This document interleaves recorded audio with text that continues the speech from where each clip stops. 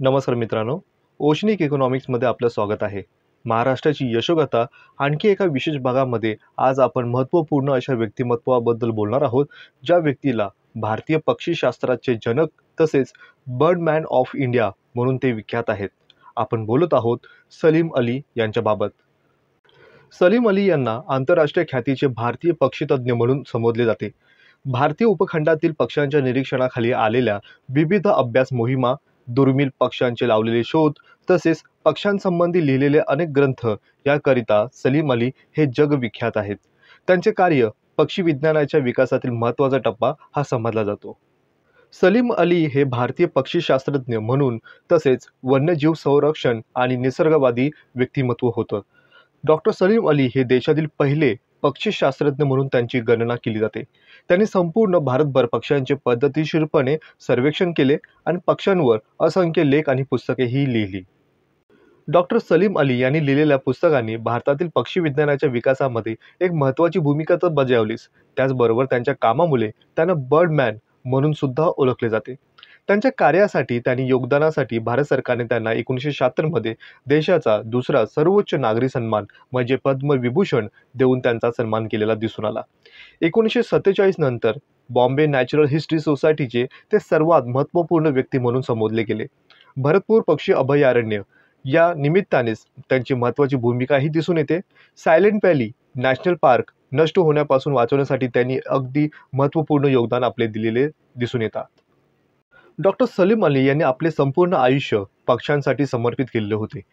सलीम अली यांनी त्यांना पक्ष्यांची भाषा त्यांना समजत होती असंच काही गृहीत झालेलं होतं. त्यांनी पक्ष्यांच्या अभ्यासाला सामान्य जनतेशी जोडले गेले. अनेक पक्षी अभयारण्य उभारण्यात त्यांनी घडामोडी त्यांची महत्त्वपूर्ण बजावली सुद्धा. त्यांनी पक्ष्यांच्या विविध प्रजातीचा अभ्यास करण्यासाठी त्यांनी देशाच्या अनेक भागांमध्ये आणि जंगलांमध्ये प्रवास केला. कुमाऊनच्या तिराई प्रदेशामध्ये डॉक्टर सलीम अली यांनी बाया पक्षीची एक प्रजाती शोधून काढली. ही प्रजाती नामशेष घोषित करण्यात आली होती. त्यांनी स्वतःच्या त्यांच्या अभ्यासातून सांगितले होते की ही सोयरेबियन क्रेन मांसाहारी नाहीत, तर ते पाण्याच्या काठावर गोठलेले एकपक्षीय वनस्पती खातात. पक्षी पकडण्यासाठी डॉक्टर सलीम अली यांनी प्रसिद्ध गँग अँड फायर आणि डेक्कन मेथड शोधून काढल्या. त्यांच्या पक्षीशास्त्रज्ञ आजही वापर केला जातो.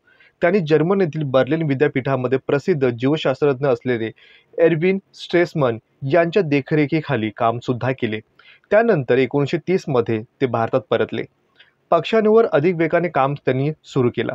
देशाच्या स्वातंत्र्यानंतर डॉक्टर सलीम अली हे मुख्य म्हणजे बॉम्बे नॅचरल हिस्ट्री सोसायटीचे प्रमुख व्यक्ती म्हणून दावेदार राहिलेले दिसून आले.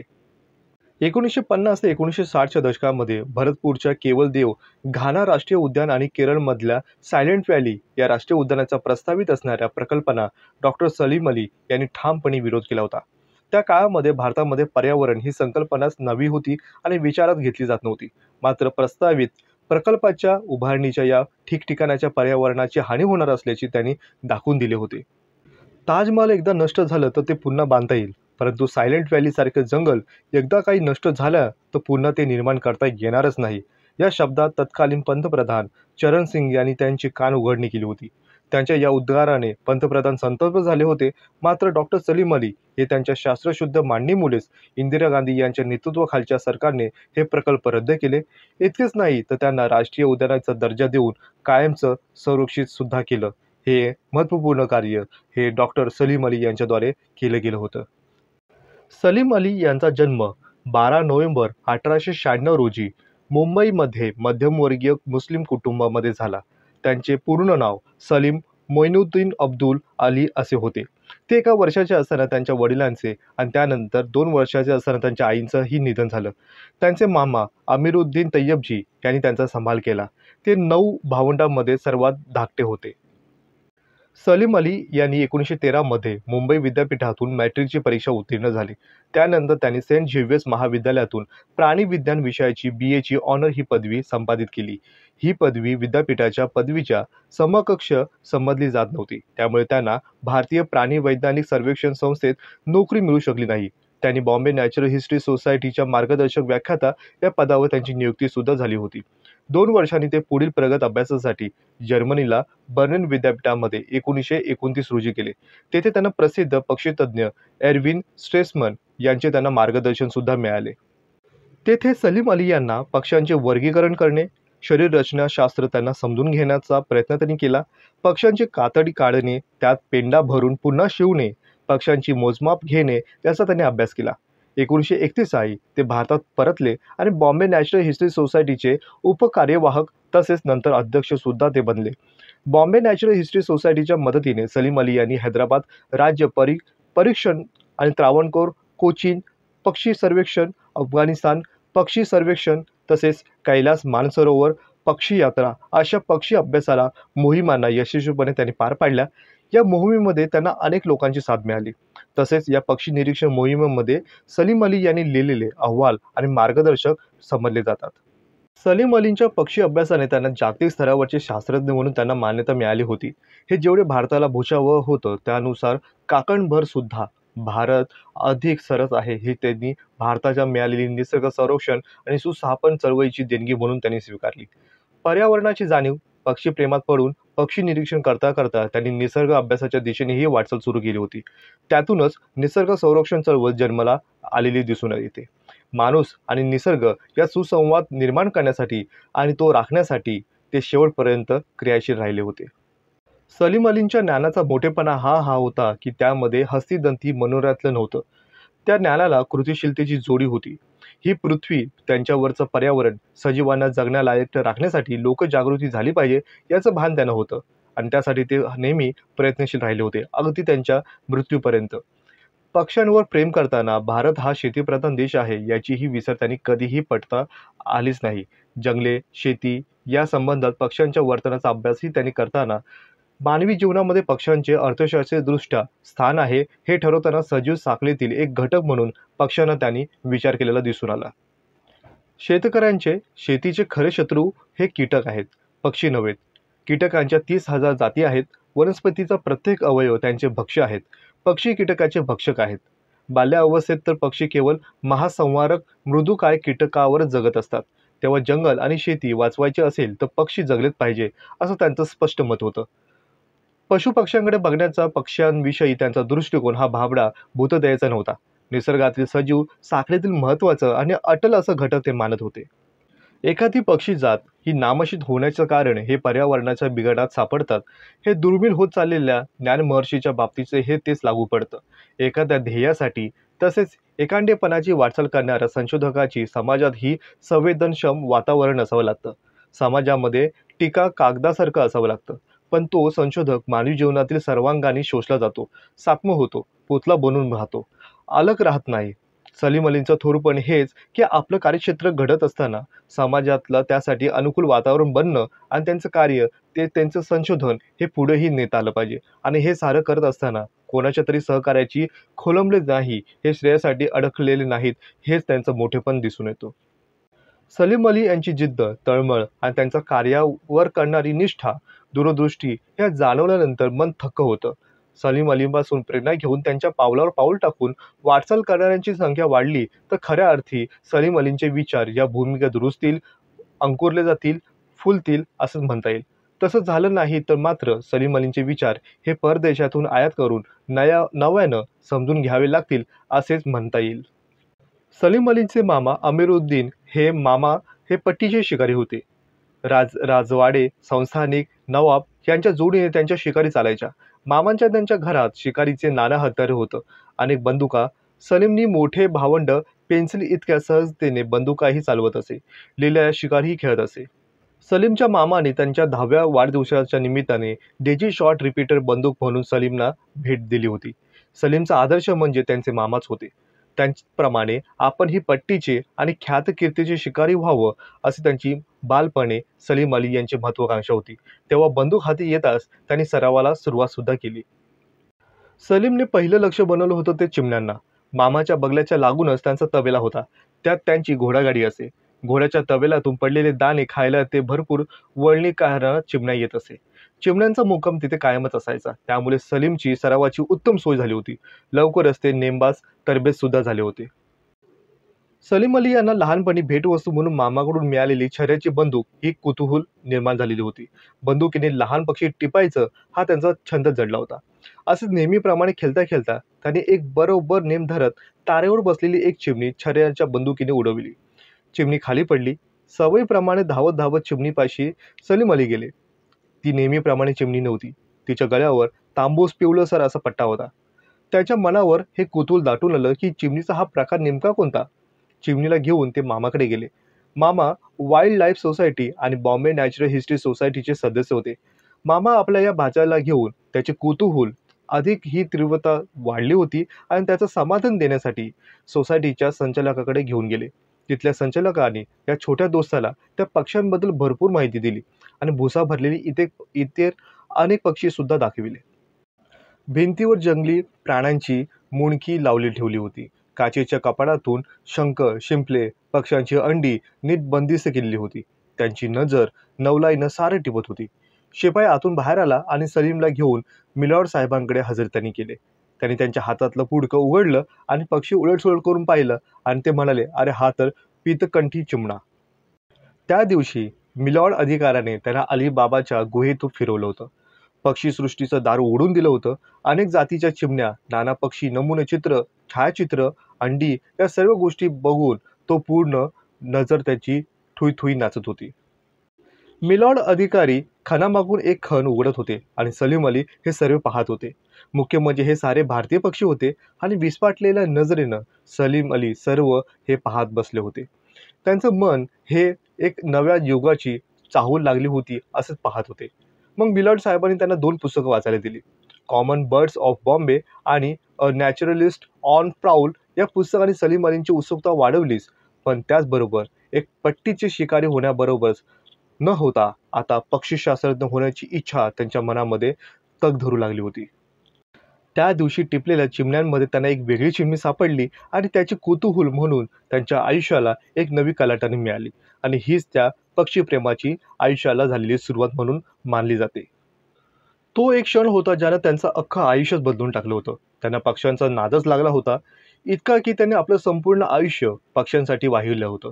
ते देशभरातील विविध जंगल, डोंगर, दऱ्या, रानमाळ्यामध्ये भटकत राहिले. त्यांनी पक्ष्यांच्या विविध जाती, प्रजाती, त्यांच्या सवयी, त्यांचे वैशिष्ट्य, विविधता, निसर्गचक्र याबाबत अनेक विचार अभ्यास केला आणि नोंदणी सुद्धा काढल्या.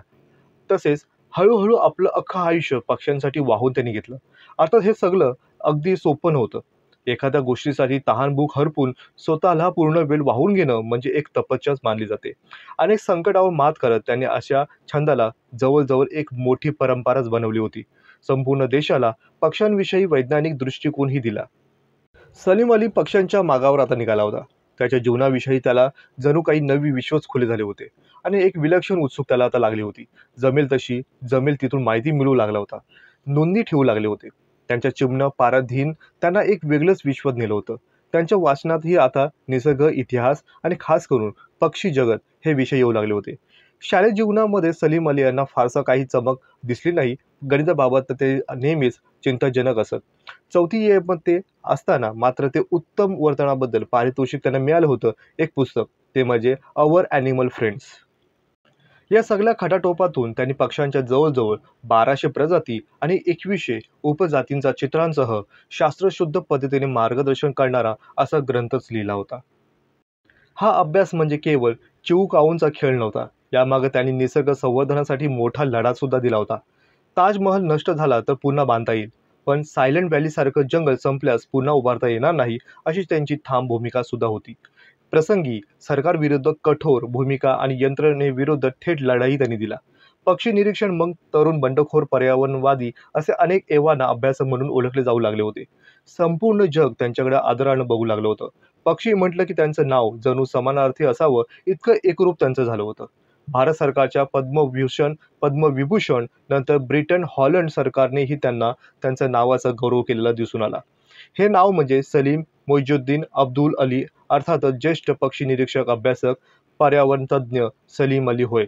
The book of Indian birds या त्यांनी लिहिलेल्या रसाळ, रंजक, तितकंच उद्बोधक असलेल्या पुस्तकाचं अनेकांनी प्राणी, पक्षी, पर्यावरण या संबंधीच्या व्याख्यान बदलून टाकल्या आहेत.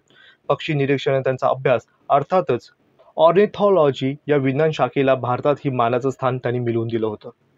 सलीम अली यांनी ब्रिटिश राजवटीच्या काळामध्ये भारतातील पक्ष्यांचा आढळ, त्यांच्या सवयी, पक्ष्यांच्या विविध जाती, त्या जमातीमधील विविधतापूर्ण अत्यंत बारकाईने अभ्यासाने केला. त्यांच्या या कार्यानेच हौशी पक्षी निरीक्षक बनण्याची परंपरा भारतात सुरू झाली. भारतातील हे पक्षी निरीक्षक सलीम अली यांना आद्य गुरु मानतात. 1918 मध्ये सलीम अली यांचं तेहमीना यांच्याशी विवाह झाला. तेहमीना यांनी सलीम अलींच्या पक्ष्यांबद्दलचा कळ हा जाणून घेतला होता आणि त्यात त्यांचा छंद जोपासला जाईल अशी नोकरी करण्यास त्यांना प्रोत्साहन सुद्धा दिले. परंतु सलीम अलींचे शिक्षण अशी नोकरी मिळवण्यास एकदम जुजबी होते. जवळच्या ओळखीने त्यांना बॉम्बे नॅचरल हिस्ट्री सोसायटीचे गाईड लेक्चरची नोकरी मिळाली, परंतु सलीम अली यांना ते पुरेसे नव्हतं. भारत देशाच्या वायव्य सरहद्दीपासून ते केरळच्या जंगलापर्यंत तसेच कच्छच्या दलदलीपासून पूर्वेकडे सिक्कीम, अरुणाचल प्रदेश या जाऊन त्यांनी पक्ष्यांच्या नोंदणी केल्या आहेत. पक्ष्यांचे वर्तन, त्यांच्यात हवामानानुसार होणारे बदल, स्थलांतरांच्या सवयी, विणीचे हंगाम या मोठ्या प्रमाणावर माहिती त्यांनी गोळा केली होती. सुरुवातीला त्या कामी त्यांची पत्नी तेहमीनाने खूप मदत केली. त्या सलीम अलींच्या मोहिमाचे प्रोजेक्ट मॅनेजमेंट असे ते करत असे. 1939 मध्ये तेहमीनांचा मृत्यू झाल्यानंतर सलीम अली खूपच दुःखी झाले आणि त्यांच्या आयुष्यामध्ये एक नवी कलाटणी आली. खूप मोठी पोकळी निर्माण झाली होती, परंतु त्यातून सावरून पुन्हा लग्न न करता त्यांनी आपले संपूर्ण आयुष्य पक्ष्यांना वाहून घेण्यास ठरवून दिले होते. किहीम येथील वास्तव्यानंतर सलीम अली यांनी सुगरण पक्ष्यावर आधारित एक शोधनिबंध बॉम्बे नॅचरल हिस्ट्री सोसायटीच्या जर्नलसाठी लिहिला. या शोधनिबंधामुळे त्यांना जगातला खऱ्या अर्थानं पक्षीतज्ञ म्हणून ते समोर आले. येथूनच त्यांचं आणि पक्ष्यांचं नातं हे अगदी घट्ट बनलं होतं आणि ते कधीही न तुटणारं होतं. 1943 मध्ये the book of Indian birds हे पुस्तक आजही पक्षी ओळखण्यासाठी पहिल्या पसंतीचं पुस्तक म्हणून मानलं जातं. त्यांच्या पक्षी विषयातल्या कामामुळे सलीम अली यांना भारत सरकारने 1958 मध्ये पद्मभूषण आणि 1976 मध्ये पद्मविभूषण या पुरस्काराने त्यांना सन्मान त्यांचा करण्यात आला. अनेक आंतरराष्ट्रीय पुरस्कार सुद्धा त्यांना देण्यात आले आणि त्यांचा गौरवही करण्यात आला. 1913 साली सलीम अली यांनी मॅट्रिकची परीक्षा उत्तीर्ण झाले आणि कॉलेजमध्ये जाऊन प्राणीशास्त्राची पदवी घ्यावी असा त्यांचा मानस होता. पक्षीशास्त्रज्ञ पारंगत व्हावं या विचाराने त्यांनी सेंट झेवियर्स कॉलेजमध्ये प्रवेश घेतला होता. लॉगरिदम आणि त्यांच्या इतर विषयामुळे गणिताची आवड नसल्यामुळे या अडथळ्यामुळे त्यांनी शर्यत पार करणं आता त्यांना अवघड वाटत होतं. जाबीर भाई सलीमपेक्षा 4-5 वर्षांनी मोठे होते. ब्रह्मदेशामध्ये खाण उद्योगामध्ये ते व्यवसाय करत होते. इमारतीसाठी आणि खाणकामासाठी लागणाऱ्या सामानाचा, अवजारांचा ते तेव्हामध्ये व्यापारही करत असे. कॉलेजात जायचं फारसा हट्ट नसेल तर तेव्हायला माझ्या मदतीसाठी यावं असं पत्र त्यांच्या वडील बंधूंनी त्यांना दिलं होते. अडथळ्यांच्या शर्यतीला बगल देऊन सलीम मोठ्या खुशीनं रंगूनला दाखल झाले. पक्षीशास्त्रज्ञ होण्याच्या त्यांच्या स्वप्नांना गणितानं टाचणी लावली होती. आता व्यापाराचं काही गणित साधेल असं पाहावं, पण त्यांना ठरवलं होतं. वयाच्या 18व्या वर्षी ते तेव्हायला गेले होते. तेव्हायमध्ये तराजूचा काटा तोलायचा, पुड्या बांधायचे धडे ते घेऊ लागले होते. दुकान सांभाळायचं, हिशोबीचं ठेवणं, टंकलेखन वगैरे काम करायस त्यांचा आता वेळ जात होता. असं असलं तरी साप्ताहिक सुट्टी मात्र ते भ्रमंतीसाठीच राखून ठेवत असे. जाबीर भाईंच्या पांढऱ्या तट्टावर स्वार होऊन ते तेव्हायच्या परिसरामध्ये भटके, रबराचे मळे, फळबागा, वनराया, पालत्या घालूत असे. पक्ष्यांच्या मागावर दूरवर जात असे. 1917 साली सुट्टी घेऊन सलीम अली ब्रह्मदेशातून भारतात परत आले. त्यावेळी त्यांच्या संचितात, चिंतनात आता मोठ्या पक्ष्यांबद्दल कुतूहल वाढत होते. कोणत्याही प्रकारचं व्यवसाय, शिक्षण नसताना, आंतरिक ओढही नसताना ते व्यापार उद्यमातून उतरला होता आणि त्यापायी उद्भवणारे परिणामही आता अटलच होते. मुंबईत आल्यानंतर वडीलधाऱ्या सल्ल्यानुसार फोर्टमधल्या दावर कॉलेजात ते कमर्शियल लॉ आणि अकाउंटन्सी शिकू लागले होते. पण त्यांची अस्वस्थता, बेचैनी त्यांचा पाठ कधी सोडत नव्हती. त्यावेळी सेंट झेवियर्स कॉलेजमध्ये जीवशास्त्र विभागाचे प्रमुख फादर ब्लस्टर यांच्या अनुमतीने ते तेथे प्राणीशास्त्राचा अभ्यास करू लागले. अर्थात पदवी अभ्यासक्रमाचा नियमित विद्यार्थी म्हणून नव्हे, तर अनौपचारिक शिक्षण घेणारा जिज्ञासू विद्यार्थी म्हणून. सलीम अली यांना आता कळून चुकलं होतं की आपली खरी ओढ ही पक्षी जीवनाच्या अभ्यासाची आहे. त्याविषयी प्रशिक्षण घ्यावं आणि निसर्गामध्ये वावरणाऱ्या पक्ष्यांच्या जीवनाचा अभ्यास करावा. या अभ्यासाने संसार चालवायस काय मदत होईल ते होईल, ते पुढे पाहू असा विचार करून त्यांनी ठिकठिकाणी पत्रव्यवहार सुरू केले होते. त्यावेळी 1928 ते 1929च्या सुमारासामध्ये भारतीय विद्यापीठात किंवा शैक्षणिक संस्थातून पक्षी विज्ञान अभ्यासक्रमाची सुविधाच नव्हती. हा विषय उपेक्षितच होता. सलीम अलीने लंडनमधील ब्रिटिश म्युझियमशी आणि बर्लिन विद्यापीठाच्या प्राणी संग्रहालयाशी पत्रव्यवहार सुरू केला होता. ब्रिटिश म्युझियमने प्रतिसाद दिला नाही. बर्लिन विद्यापीठाकडून मात्र उत्साहवर्धक प्रतिसाद आला. तिथल्या प्राध्यापक एरविन स्ट्रेसमन यांनी सलीम अलींना लागलीच येण्याविषयी कळकळ ही पाहिली आणि पक्षी वर्गीकरण शिकण्यासाठी सोबत भारतीय पक्ष्यांचे नमुने आणण्यासही सांगितले. आपल्या या गुरुच्या हाताखाली सलीम अलीने पक्षी वर्गीकरणाचे प्रशिक्षण घेतले, तसेच पर्यावरण, प्राणी भूगोल या बाबतीतील आपल्या शंकांचं निरसन करून घेतलं होतं. सलीम अली यांनी बर्लिनमध्ये अनुभवाचे आणि प्रशिक्षणाचे सकस पाथळे घेऊन पती-पत्नी परतीच्या प्रवासाला निघाले. जर्मनीहून प्रथम ते इंग्लंडला गेले. तेथे ब्रिटिश म्युझियममध्ये सलीम अलीने काही अनुभवही घेतले आणि मग ते मायदेशी परतले. भारतात परतल्यानंतर सलीम अली यांनी नोकरीसाठी शोधाशोध करू लागले होते. केवळ अर्थार्जनासाठी म्हणून त्यांनी नोकरी करायची नव्हती. आपल्या आवडतीच्या क्षेत्रामध्ये मिळाली तर ते खूपच महत्त्वपूर्ण होईल, हे तेहमिनांच्या या विचारांना त्यांचा पाठिंबा सुद्धा होता. प्रशिक्षित होऊन सुद्धा मनासारखी नोकरी काही मिळत नव्हती. यावेळी त्यांना आपल्या निकटवर्तीय नातेवाईकांचा आसरा सुद्धा घ्यावा लागला होता. मागच्या इतिहासाची पुनरावृत्ती पुन्हा होऊ लागेल अशी त्यांना भीती वाटत होती. मात्र यावेळी तेहमिनाने आपली भूमिका अधिक ठामपणे आणि खंबीरपणे स्पष्ट केली.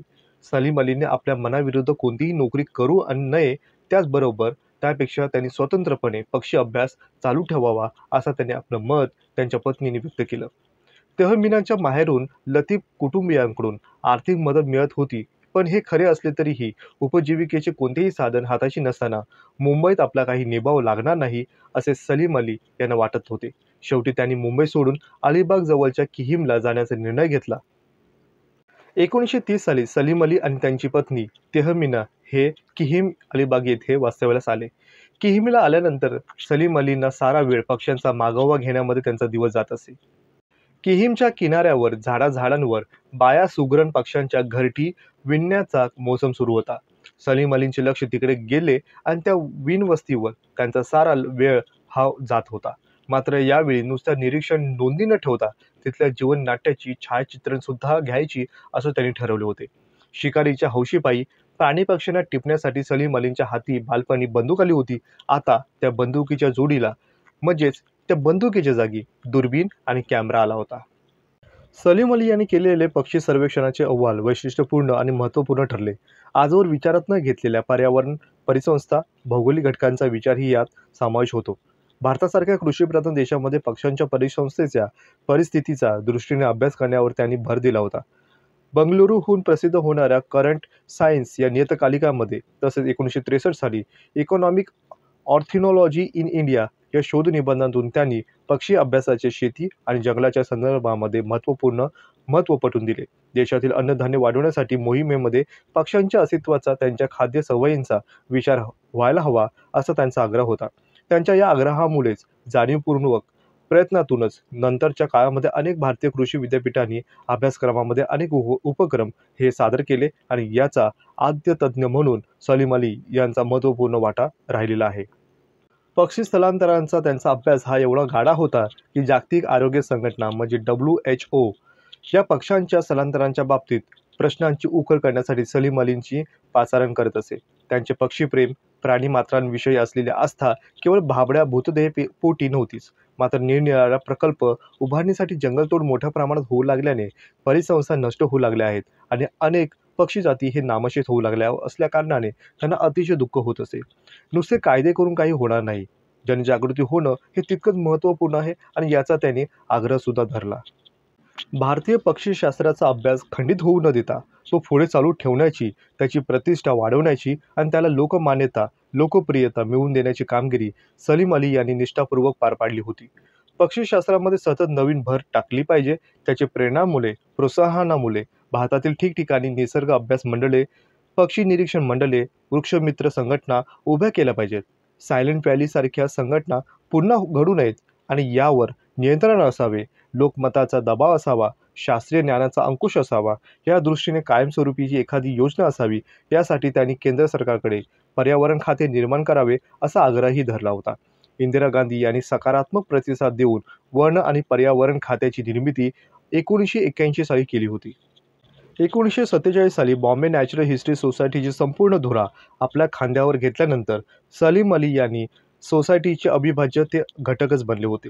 संस्थेच्या नियतकालिकेचेही ते संपादक करत असे. कोणत्याही कामाबद्दल वेतन व मानधन न घेता त्यांनी तिचा कारभार सांभाळला होता. तिचे कार्यक्षेत्र वाढवले होते. उत्तर आयुष्यामध्ये मिळालेल्या नाना पुरस्कारांचे मानधनही त्यांनी या सोसायटीच्या उत्कर्षासाठी वेचले होते. सलीम अली यांच्या या प्रयत्नातूनच मुंबई विद्यापीठाने 1957 साली सोसायटीला MSc आणि डॉक्टरेटचा अभ्यासक्रम सुरू करण्याची परवानगी सुद्धा दिली. शास्त्रज्ञ, संशोधक, कार्यकर्ता या आपल्या ओळखीबरोबर सलीम अली हे प्रसिद्ध होते निसर्गविषयक तज्ज्ञ म्हणूनच. आपल्या पक्षीविषयक लेखनासाठी पुस्तकासाठी त्यांनी आत्मचरित्र लिहिलं. ते होतं the fall of the sparrow.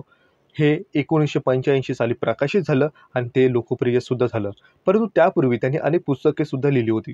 ते तांत्रिक अहवालात ही लिहिलं होतं. त्यांच्या पुस्तकाचा वापर संदर्भ ग्रंथ म्हणून वापर केला जातो. त्यांनी पक्षी सर्वेक्षणावर आधारित birds of the Kutch, Indian hill birds, the birds of Travancore and Cochin, pictorial guides to the birds of the India and the subcontinental इत्यादी पुस्तक त्यांनी लिहिलेले आहे. याचबरोबर भारतीय पक्षीशास्त्रज्ञ सर्वात मोलाची भर घालणारे त्यांचं पुस्तक म्हणजे hands book of the birds of India and Pakistan हे दशखंडातील ग्रंथसुद्धा लोकप्रिय आहे. हैदराबाद येथील पक्षी सर्वेक्षणाचा अहवाल सलीम अलींनी सोसायटीच्या जर्नलमधून प्रसिद्ध केले होते. पक्षी निरीक्षणाचा नोंदवताना तेथील वनस्पती सृष्टीची पक्षी वनस्पती यातील परस्पर पूरकतेची टिपणं त्यांनी दिली होती. या अहवालामध्ये पक्ष्यांचं मानवी जीवनामध्ये अर्थशास्त्रीय दृष्ट्या स्थान महत्त्व ठरण्याबाबत त्यांनी आपले विचार मांडले. पिके उद्ध्वस्त करणारे पक्षी, पिकाला संरक्षण देणारे पक्षी, परिसर स्वच्छ ठेवणारे पक्षी अशा या विविध दृष्टिकोनातून त्यांनी आपल्या अहवालाची मांडणी केली होती. अशा प्रकारचा अहवाल भारतीय पक्षीशास्त्राच्या दृष्टीने हा वेगळाच होता. अशा पैलूवर कधीही प्रकाश टाकण्यात आलंच नव्हतं आणि ते भारतात कधीच झालं नव्हतं. असं नवं दालन सलीम अली यांनी खुलं केलं होतं.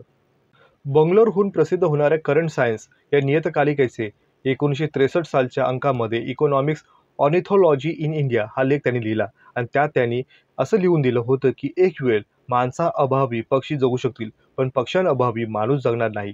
असा इशारा देऊन पक्षी अभ्यासाची निरीक्षणाद्वारे त्यांच्या खाद्य सवयी समजून घेण्याची, शेती, जंगले आणि तसेच या संदर्भामध्ये पक्ष्यांचे महत्त्व जाणून घेण्याची आवश्यकता किती महत्त्वपूर्ण आहे याची काळजीपूर्वक दक्षता त्यांनी या लेखातून दिसून आली. प्रोस्टेट कर्करोगामुळे दीर्घ आजाराने या लढाईतून ते हारले आणि 20 जून 1987 रोजी वयाच्या 91व्या वर्षी ते प्रतिभावान व्यक्ती यांचं निधन झालं.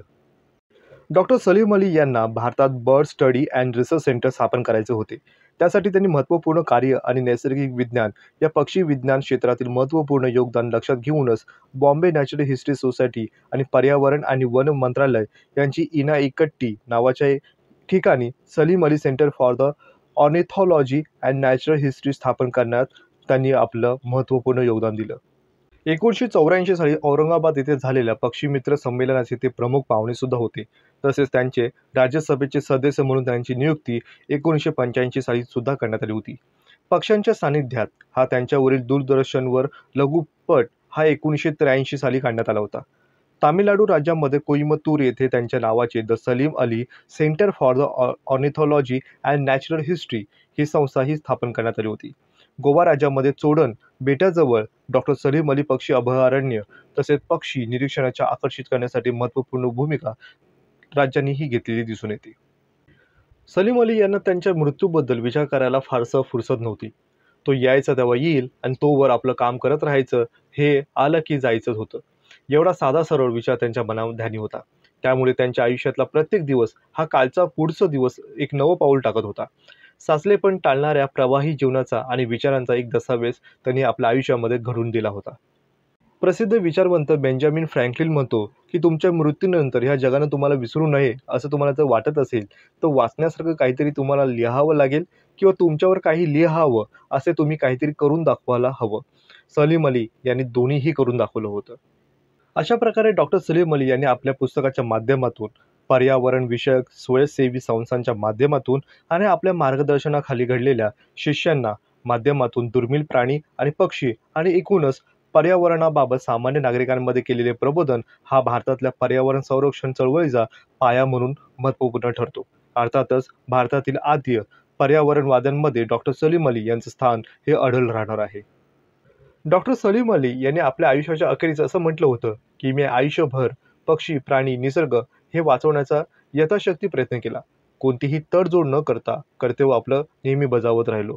आता तरुणांनी पुढे यावं.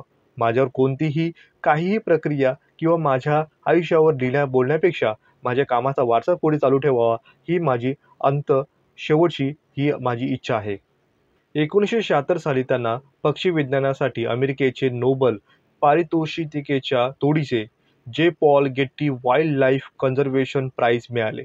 भारताच्या निसर्ग संरक्षणासाठी योग्य मनोभूमिका आणि परिस्थिती तयार करण्यासाठी त्यांनी सतत 50 वर्ष परिश्रम घेतले.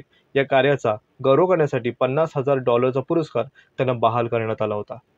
1986 साली त्यांना नेदरलँडचा commander in order of the golden ark हा किताब मिळाला.